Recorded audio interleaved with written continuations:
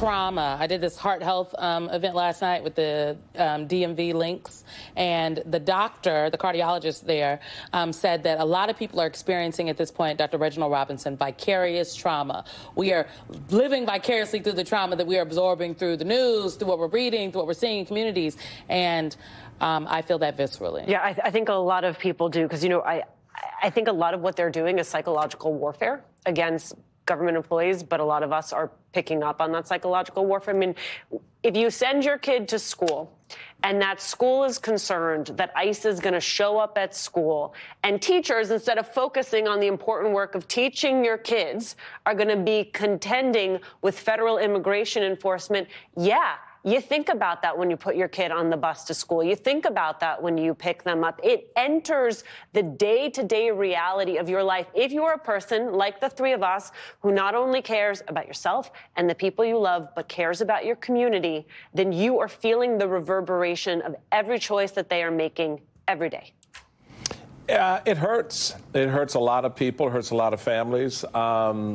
And, you know, I know from some folks in the MAGA land that I've talked to who are now sitting there going, well, I didn't think that it would go here. I didn't think it would be like this. And I was like, I don't know what to tell you, boo.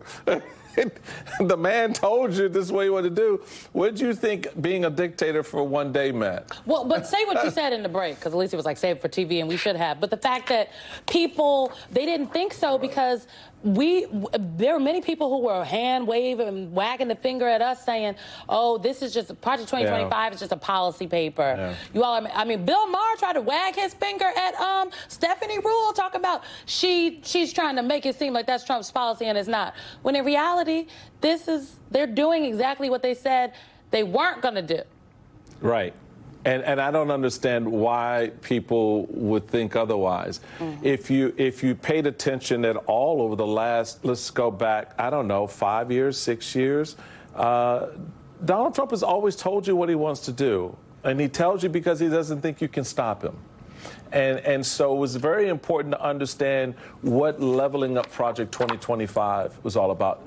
Keep in mind, they backtracked on Project 2025 because they got called out on it. Mm-hmm. If no one had focused on a 900-page policy paper, trust me, right now everybody be going, what Project 20?